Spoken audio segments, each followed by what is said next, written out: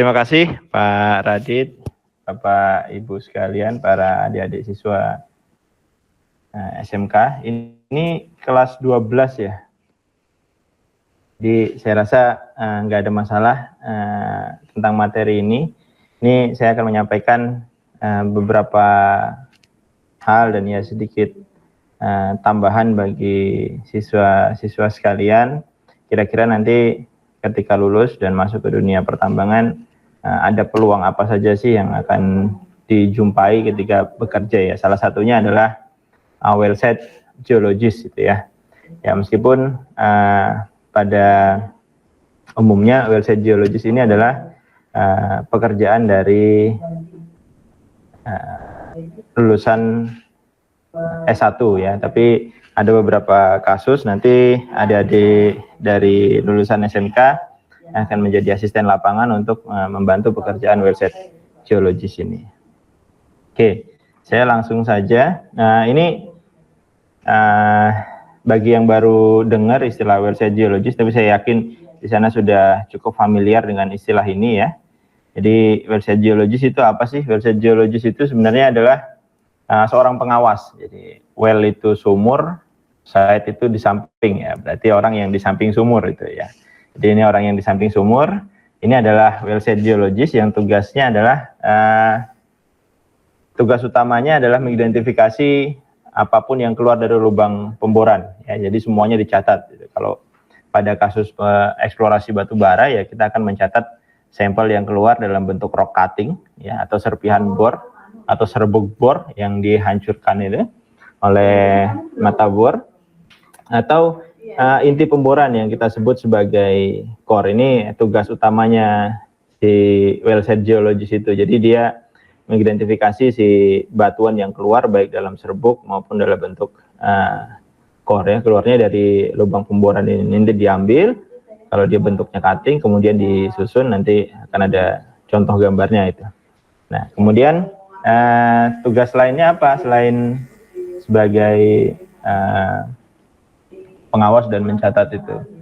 Nah tugas lain adalah memastikan bahwa proses pemboran itu dilakukan pada titik yang benar ya. Jadi nanti si wellsite geologist ini dia akan memastikan jadi sesuai dengan rencana pemboran ya, karena nanti setelah pemboran akan dilakukan stake out untuk mengambil data titik pemboran saat dilakukan. Jadi pastikan bahwa ketika rencana pemboran sudah diberikan kepada si geologis, nanti kalau ada jadi geologisnya, maka pastikan bahwa titik itu sesuai dengan koordinat yang sudah ditetapkan. Nah ini nanti proses pindahnya satu rig ke rig yang lain, dari satu titik ke titik pemboran yang lain ya, rignya satu ini yang bergerak ya, nanti macam-macam caranya moving rig ini. Ada yang slingnya ini disanggutkan di pohon kemudian digulung, jadi rignya ini berjalan terseret, atau nanti ditarik oleh doser atau alat berat ya, mungkin EXA juga bisa digunakan untuk menarik rig ini pada kondisi yang memungkinkan. Tapi pada greenfield biasanya pada lapangan yang masih baru, maka pemboran itu seringkali dilakukan dengan pemindahan rig yang manual ya. Rig yang besar seperti ini dia tidak bisa di breakdown langsung, jadi harus diseret.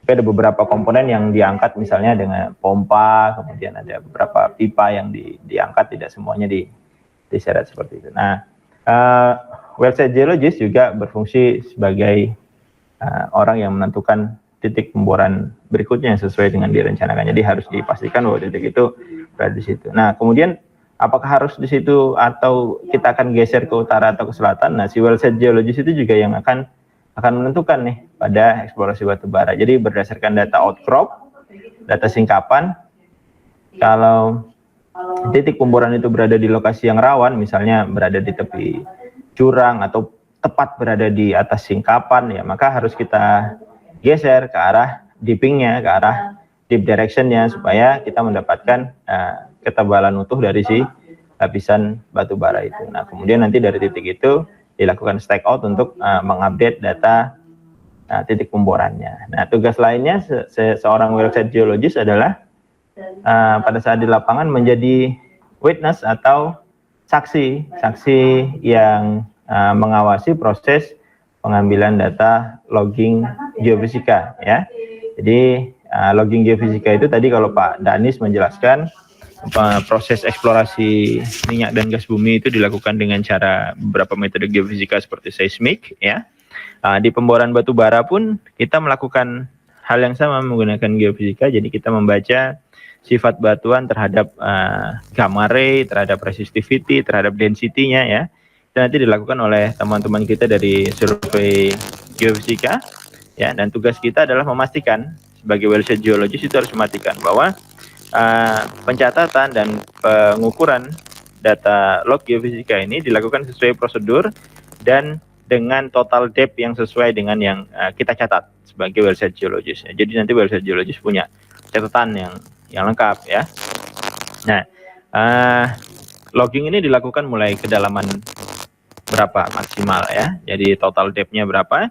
Kemudian nanti kita akan gulung, kita akan tarik wire-nya ini untuk mengukur sampai di ketinggian berapa ya. Ketika itu selesai, kemudian nanti tim survei datang untuk melakukan update stakeout. Jadi ada pengukuran lagi supaya titik itu ada posisi yang sebenarnya yang mungkin akan bergeser 1-2 meter dari lokasi aslinya karena beberapa faktor tadi, misalnya berada di lereng sehingga drill pad-nya akan sulit diletakkan di situ ya, atau dia mepet sekali dengan disposal ya, ada kemungkinan bahaya sehingga harus kita geser, atau dia berada di atas outcrop sehingga harus kita geser ke arah deep direction-nya atau tipping-nya ya.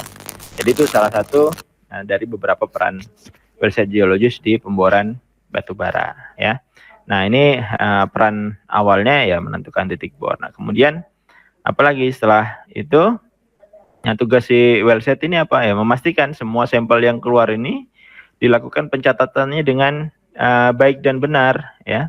Dilakukan dengan baik dan benar. Ketika core itu keluar dari core barrel ya, kemudian dibuka splitnya, maka langsung harus kita letakkan di papan atau di tabung yang dibelah jadi dua ini ya. Ini diletakkan sepanjang split itu, sepanjang core barrel itu, kemudian kita dokumentasikan, kita catat, kemudian baru disesuaikan dengan rencana berikutnya. Jika dia tidak digunakan untuk sampel ya, maka kita letakkan dia di core box ya untuk dokumentasi. Atau ketika dia akan disampel untuk geotek ya, sampel core yang ini nggak boleh kita potong dulu, nggak boleh kita gores dulu supaya dia termasuk sampel yang undisturbed ya, meskipun ketika sudah diangkat ya, profesor saya dulu mengatakan nggak ada sampel yang undisturbed itu, pasti dia sudah berubah dari kondisi aslinya. Tapi kita meminimalisir disturb atau gangguan yang terjadi pada sampel tersebut. Jadi nggak boleh langsung dipotong atau disayat untuk mengecek ukuran butirnya gitu ya. Ya ini misalnya contohnya ini ya, dicatat depth-nya dari start berapa. Oh ini depth untuk kedalaman 20 meter sampai 21,5 meter. Kenapa 21,5 meter? Karena core barrel pada batu bara itu biasanya 1,5 meter ya, pada umumnya 1,5 meter. Dia akan running 1,5 meter core barrel, kemudian dia akan pull up si wire line-nya ini supaya core-nya bisa kita keluarkan ya. Nanti dicatat ID hole-nya berapa. Jadi ini lubang nomor berapa yang sesuai dengan rencana tadi ya. Kemudian rig-nya rig nomor berapa, dicatat di box berapa. Ini ada pembanding warnanya ya. Jadi kalau batu bara warnanya hitam, pekat, mengkilat gitu ya. Nanti dicatat. Nah, kemudian setelah ini ditentukan tuh sampelnya mau diambil atau tidak, atau mau diletakkan di core box. Misalnya mau disampel pakai ply by ply, oh berapa senti dari roof, berapa senti dari floor, kemudian bodinya diambil, dimasukkan ke dalam kantong sesuai dengan SOP di masing-masing perusahaan ya. Nah, kemudian ketika kita melakukan pemboran geotek, maka semua sampel core ini ya yang tidak di sampling ya kita masukkan ke core box ya. Nah, di core box itu ini yang menjadi perhatian nih si wellsite nih.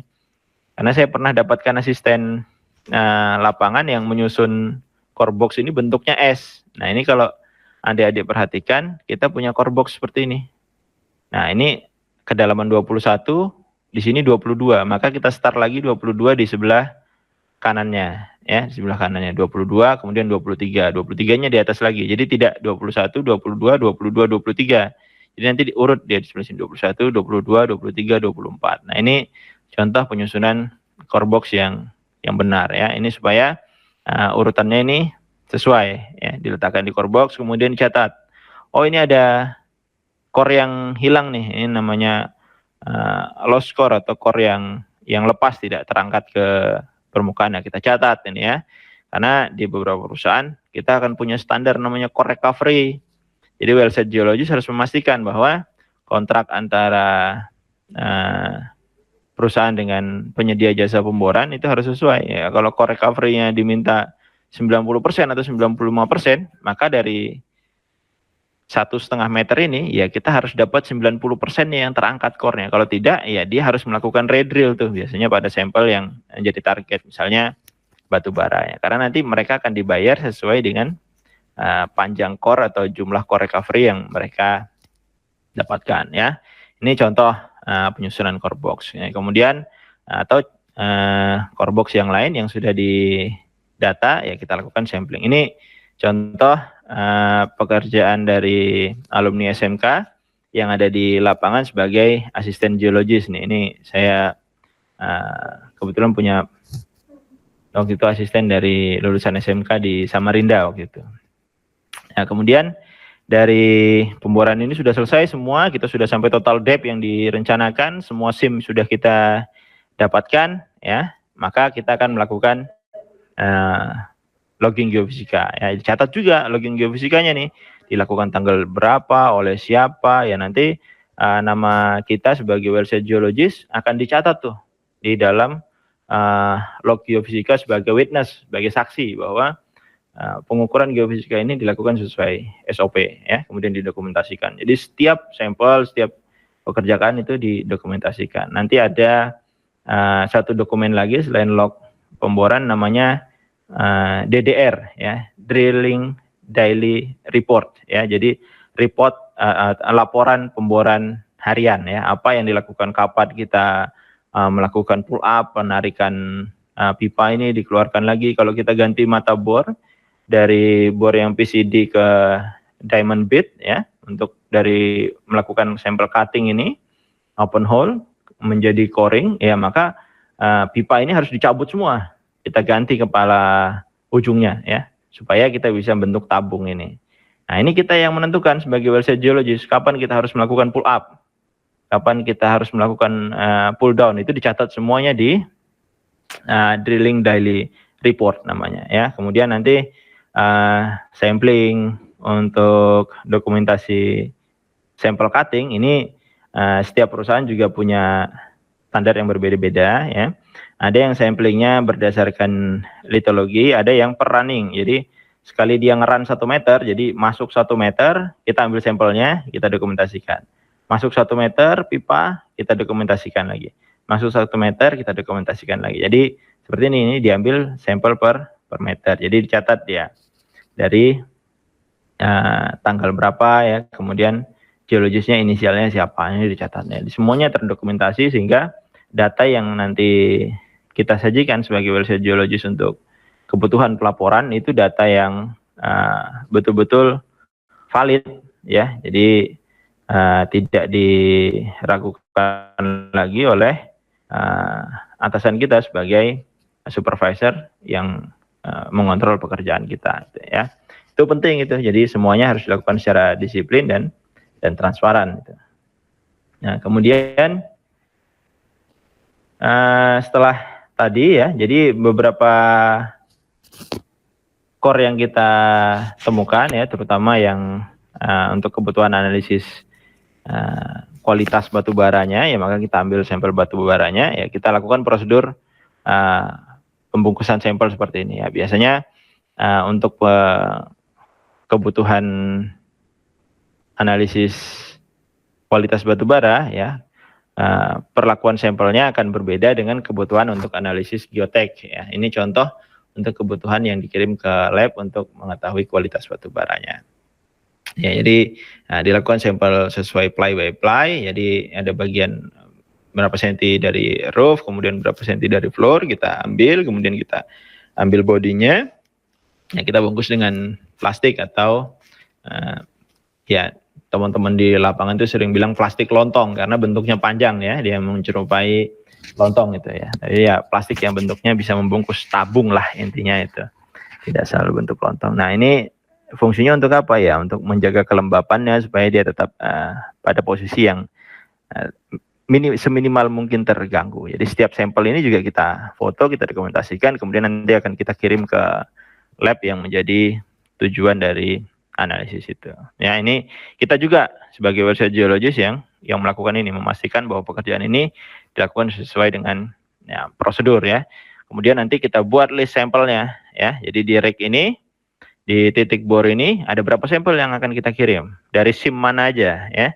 Jadi SIM itu lapisan batu bara ya, lapisan batu bara. Jadi di satu titik pemboran itu misalnya kita menyentuh 3 lapisan batu bara ya, maka kita akan menandai ini lapisan A, lapisan B, lapisan C. Biasanya disebut sebagai SIM A, SIM B, SIM C. Nanti SIM A bagian roof, SIM B bagian floor, SIM B bagian body. Bodinya misalnya dia tebal sampai 10 meter ya, satu kantong dia cuma cukup untuk 3-4 kilo ya, kita bagi jadi berapa kantong ya, body 1, body 2, body 3 misalnya gitu ya. Nanti kita catat jumlah sampelnya dengan kode sampelnya yang kita kirim. Ya, itu yang untuk kita kirimkan juga ke lab nanti. Nah, ini khusus ya, ketika kita melakukan sampling untuk geotek tadi ya, ini dilakukan sebelum dia dipindahkan ke core box ya. Jadi segera setelah split itu dibuka, kita dokumentasikan, kita deskripsikan, maka sampel itu akan kita tentukan bagian mana yang akan kita ambil, seberapa panjang untuk kebutuhan di lab. Jadi yang pertama dia akan dibungkus dengan plastik wrap. Ya, jadi core itu akan dibungkus dengan plastik wrap. Nah, plastik wrap ini kalau teman-teman pernah lihat yang digunakan untuk membungkus buah itu yang tipis tapi dia melekat. Jadi untuk menjaga moisture-nya supaya tetap terjaga seperti kondisi awal.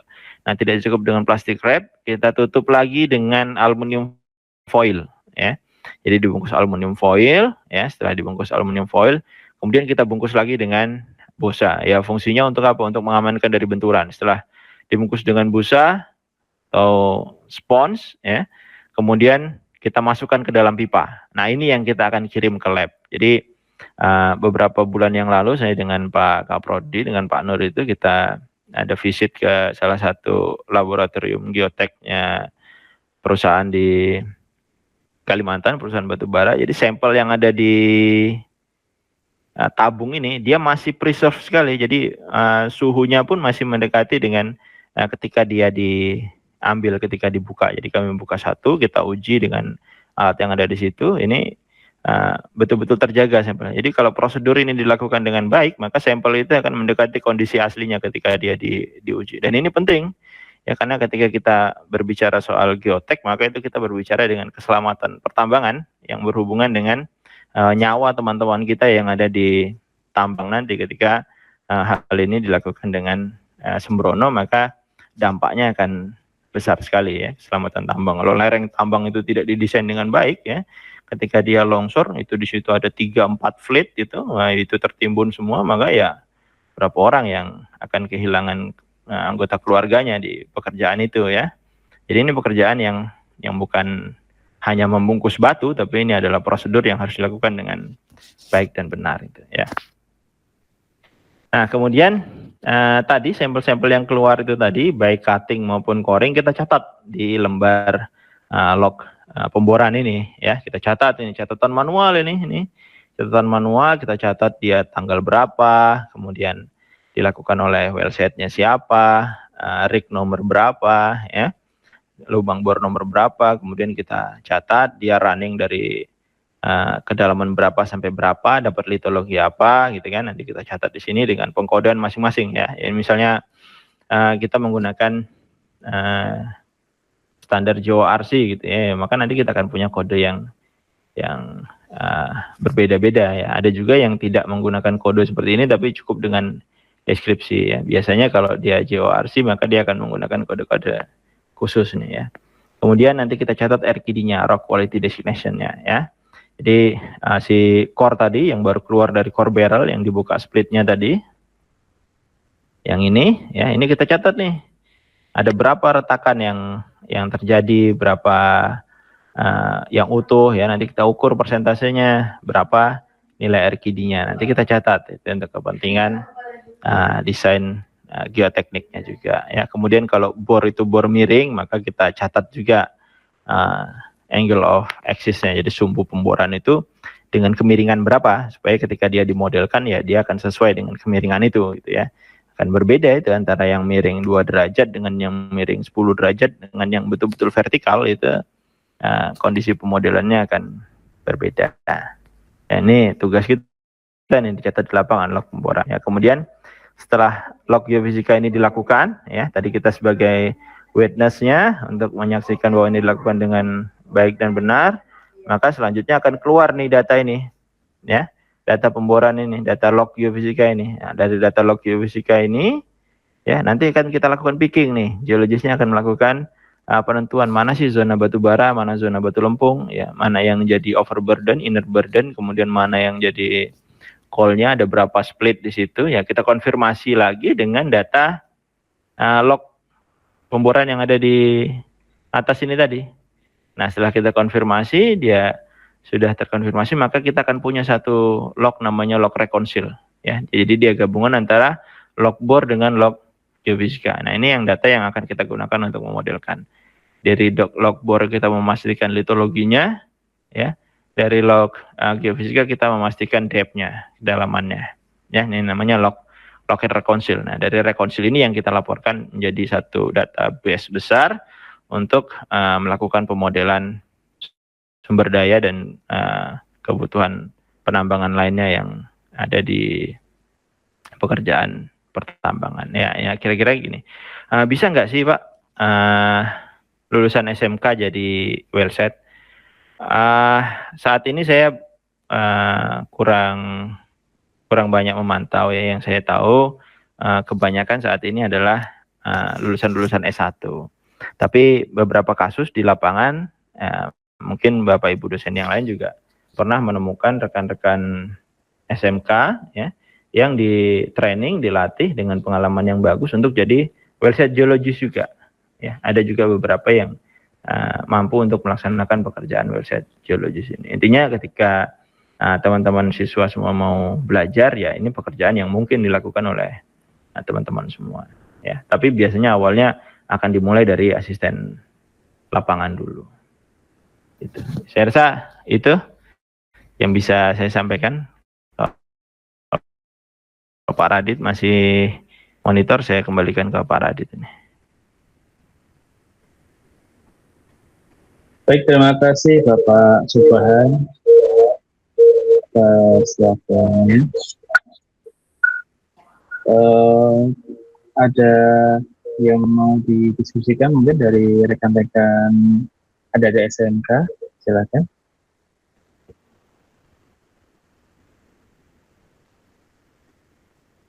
Tentang website geologis ini sangat menarik sekali ini. Ada Pak. Baik, silakan Ibu.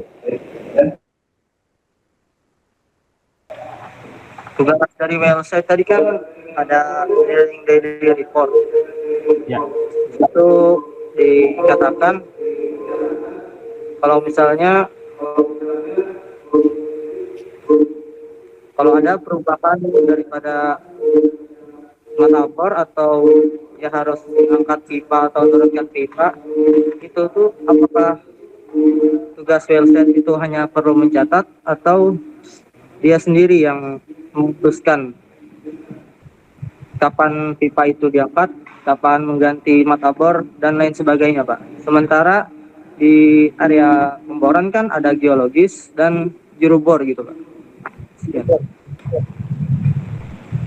Ya, bagus sekali pertanyaannya itu. Jadi apakah ada dua fungsi atau ada dua perintah di rig itu ya? Nah, jadi gini Mas, di rig itu yang kontrol soal alat bor itu master bor ya. dia master bore yang tahu alat ini masih layak jalan atau ada kerusakan atau yang lainnya. Dia tugasnya mengontrol kru bornya atau staffnya yang membantu memasang pipa, kemudian kapan kita harus nambahin oli atau ngasih solar lagi ya. Nah, tapi semua keputusan yang berkaitan dengan pengambilan sampel, ya misalnya kayak tadi, di dalam pemboran itu, pemboran batu bara ada 2 metode ya, sebenarnya ada 3 ya. Ada yang full open hole, jadi semuanya kita gerus saja, kita jadikan serbuk bor. Itu matanya satu, mata bornya namanya PCD itu. Nah, kemudian yang kedua adalah full coring ya. Jadi biasanya pemboran geotek kita lakukan full coring. Semuanya kita ambil dalam bentuk tabung ya, inti bor. Itu kita pakai satu mata bor juga, diamond bit itu. Nah, atau yang kedua adalah yang ketiga adalah kombinasi. Namanya touch coring ya. Jadi ketika bor itu menyentuh target atau beberapa meter dari target, gimana caranya tahu beberapa meter dari target kita harus ganti mata bor? Ada namanya rencana pemboran ya. Jadi di depth berapa kita akan dapatkan sim berapa ya, namanya well prognosis itu ya. Well prognosis itu rencana pemboran. Jadi kita nanti akan punya total kedalaman berapa, di kedalaman berapa kita akan mendapatkan sampel batu bara itu ya, di kedalaman berapa kita harus melakukan coring. Itu sudah direncanakan sebelumnya, sebelum kita berangkat ke rig. Seorang well set geologis itu sudah merencanakan itu. Itu namanya well prognosis, rencana pemboran. Nah, di dalam rencana pemboran itu, kita sudah tahu di kedalaman berapa kita akan dapat si batu bara. Atau, ya yang ini nggak boleh dicontoh sama sekali, karena saya temukan ada beberapa geologis yang ya dalam tanda kutip konyol itu dalam bekerja.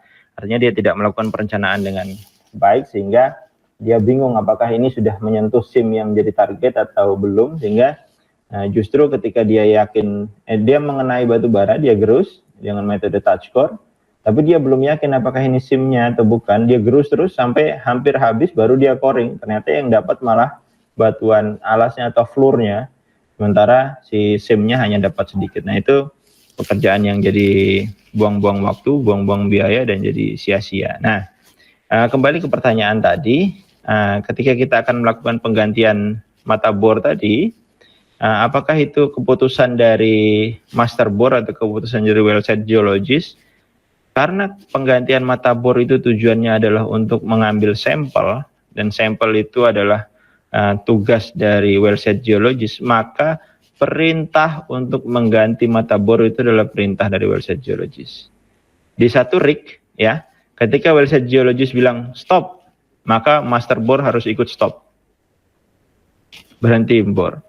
Ketika well set geologis bilang tolong turunnya dari pipa ini diperlambat Pak, karena saya berhati-hati untuk menyentuh bagian roof dari si sim yang sudah dekat sesuai dengan rencana saya, maka si master bor harus mengikuti pelan-pelan.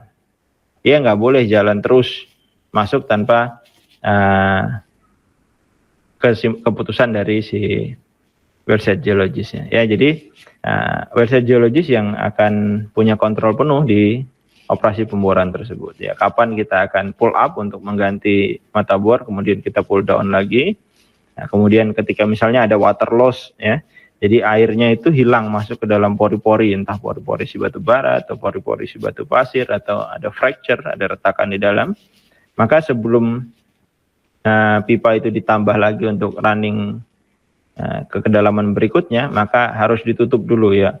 Nanti kapan kita harus perintahkan ya untuk nambah bentonitnya ya, supaya lubang itu tertutup di pori-porinya, supaya air yang menjadi sirkulasi yang membawa sampel tadi, dan untuk pelumas pipa bor itu supaya tidak stuck, tidak sangkut, itu dia bisa ada. Jadi jawabannya sebenarnya secara sederhana ya, keputusan itu ada di well set geologis, sehingga salah satu kemampuan yang dibutuhkan lagi sebagai well set geologis adalah kemampuan berkomunikasi ya, karena ketika kita bekerja di lapangan, komunikasi itu menjadi sesuatu yang penting ya. Terkadang kru bor, master bor itu usianya jauh lebih tua dari kita di lapangan, maka cara kita berbicara terhadap mereka juga akan berbeda ya. Meskipun kita memberi perintah ya, maka perintah itu diupayakan dalam bentuk minta tolong misalnya gitu kan, supaya sesuai dengan rencana yang akan kita kerjakan. Jadi itu keputusannya keputusan dari well site geologis. Kira-kira seperti itu, Mas.